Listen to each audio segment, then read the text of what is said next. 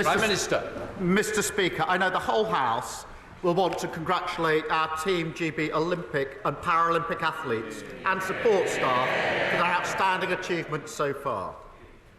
Mr. Speaker, yesterday's incident in the Channel was shocking and deeply tragic, and our thoughts are with all those who've lost their lives and their families. We must have a renewed determination to end this. And Mr. Speaker, the chair of the Grenfell Tower inquiry, Sir Martin Morbick, has today published the inquiry's Phase 2 report.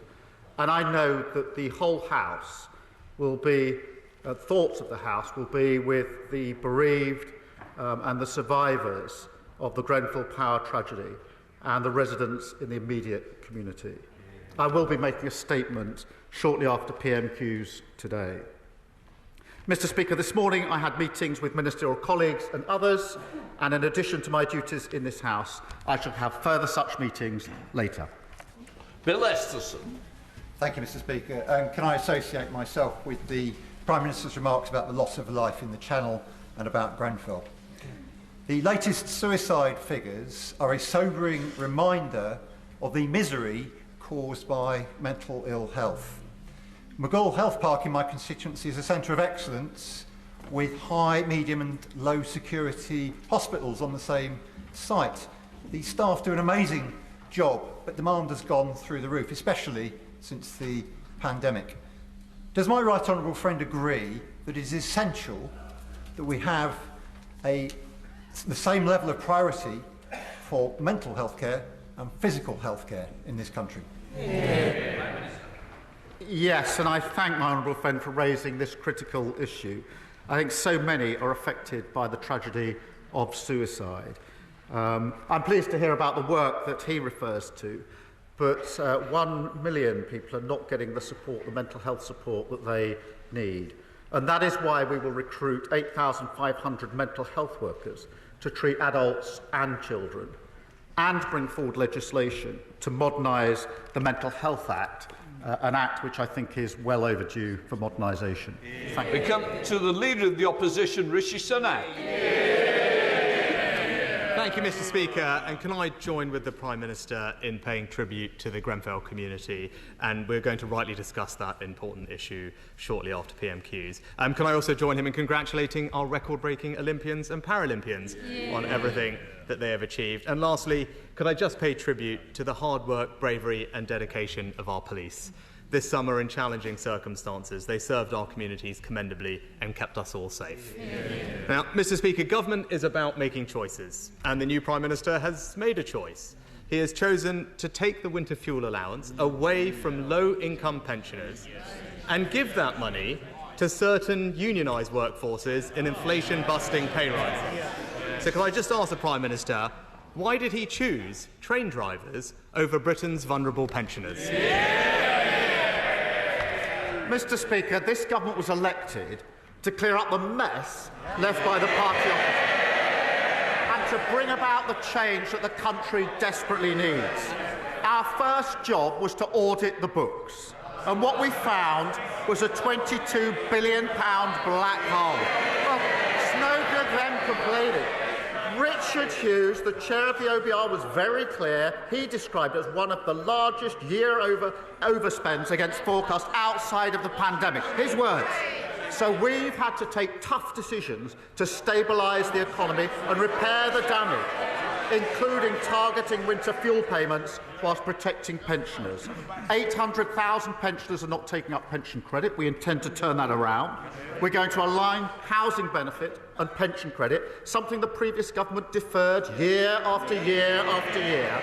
And because of our commitment to the triple lock, pensions are projected to increase by over £1,000 in the next 5 years. Rishi Sunak. Well, Mr. Speaker, the Prime Minister also inherited inflation back at target, interest rates being cut, unemployment low, and indeed the fastest growing economy in the G7, Mr. Speaker. But that's not the point, because the Prime Minister now has to start taking responsibility for his own decision. And if, as he says, the public finances are a priority, it was his decision and his decision alone to award a train driver on £65,000 a pay rise of almost £10,000. And it was also his decision that a pensioner living on just £13,000 will have their winter fuel allowance removed. So can the Prime Minister explain to Britain's low-income pensioners why he has taken money away from them whilst at the same time given more money to highly paid train drivers? Well, Mr. Speaker, we spent the whole election with him trying to tell the country that everything was fine, and this is the result they got. A massive mandate on this side to change the country. And if he carries on pretending everything is fine for ordinary people across the country, they're going to be there for a very, very long time. And I remind him that we inherited absolute chaos from the party opposite. We lost an average of 3 million working days a year to strikes under his watch. And you cannot fix the economy if the trains don't work, and you can't fix the economy if the NHS isn't working. And when it comes to winter fuel payments, they're having a competition, as I understand. They're going to be voting later on today. Well, his shadow housing minister, we found this. She's the favourite, I think. Some of them will be probably voting for her this afternoon. She said, her words, "I have people in my constituency telling me they don't need winter fuel payments. Why do we not have a more sophisticated mechanism for mean testing?" That's their favourite, I think, in the contest that they are having. Rishi Sunak. Mr. Speaker, again, the Prime Minister talked about the public finances. The UK's public finances are more robust than almost that of any other major advanced economy. Here we have it. He inherited a lower deficit than France, America, Italy. Order.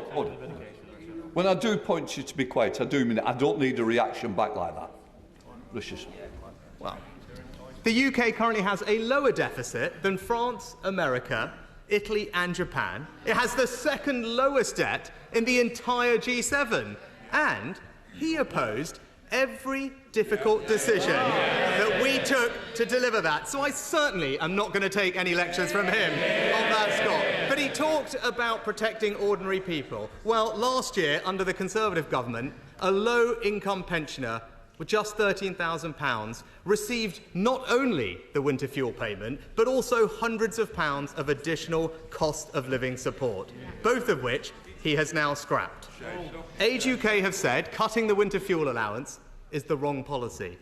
And only this morning, we've learned that the vast majority of the poorest pensioners in poverty, are going to see that vital support removed. So can he tell the House, very specifically to the pensioners that are watching, how much less support a pensioner on £13,000 will receive this winter? He talks about tough decisions. It's tough to inherit tough £22 billion black hole, which the OBR did not need. That is the inheritance. That's what they left. Now, back when they were in government, they'd have pretended it wasn't there. They'd have walked past it, put it in the long grass. We're not going to do that because we were elected to change this country for the better and stabilise our economy. No Prime Minister wants to do what we have to do in relation to the winter fuel allowance, but we have to take the tough decision to stabilise our economy to ensure that we can grow it for the future. And as I've said, we are working hard on pension credit. We're allowing housing benefits, which they didn't do for years, and over 5 years, it's a projected increase of up to £1,000 for those on pensions. We are tough decisions that they done. Rishi Sunak. The government doesn't have to choose to take money off low-income pensioners in order to give it to highly paid train drivers. That is a choice that he has made, and it will be clear to any pensioners watching that he simply can't explain why he has made that choice. But, Mr. Speaker, turning to another important issue, the government has suspended 30 of the UK's 350 arms export licences to Israel.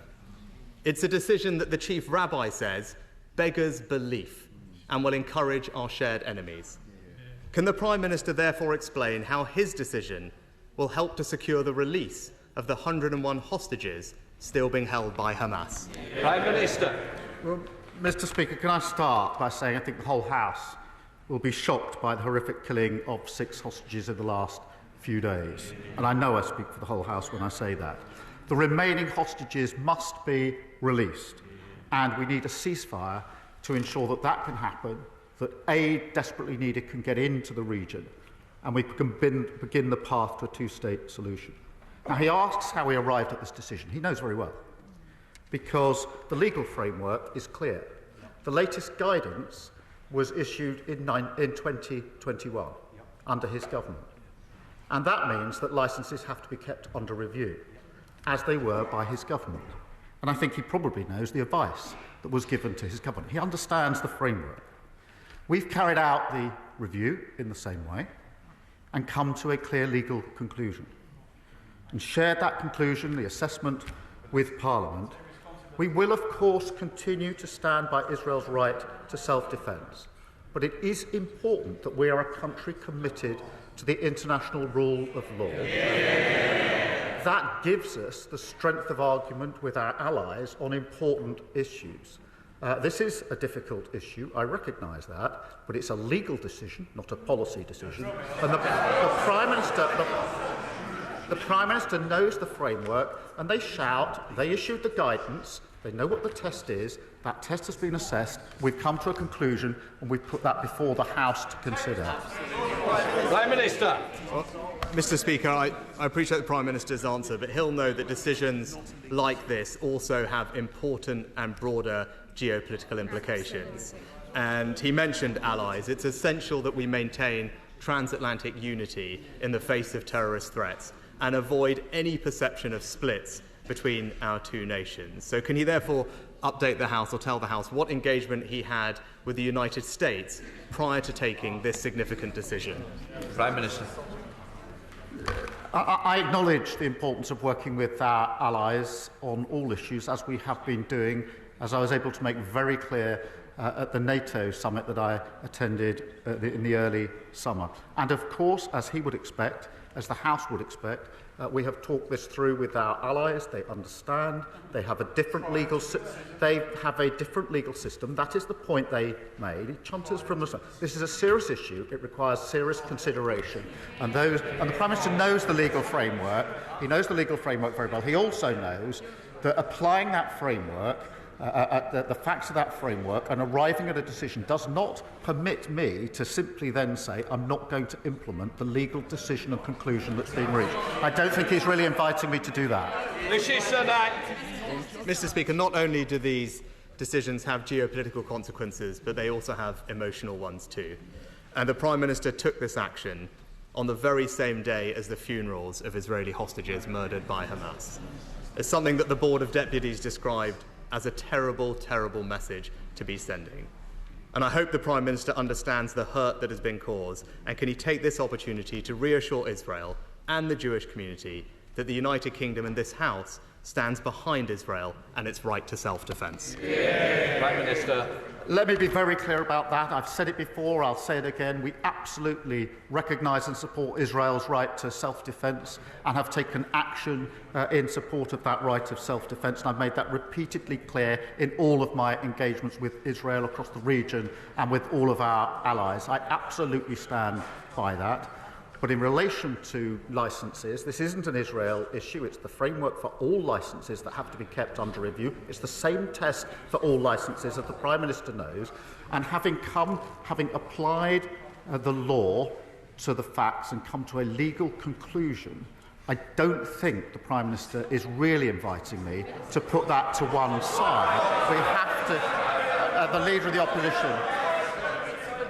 This is a serious issue. We either comply with international law or we don't. And we only have strength in our arguments because we comply with international law. I appreciate the party opposite didn't think that international law mattered, and that's why we got into the pickle that we did. Lloyd Hatton. You actually made it to the end of the video. Thank you for watching the video. If you would like to subscribe to the channel, which, why haven't you already, is somewhere over there.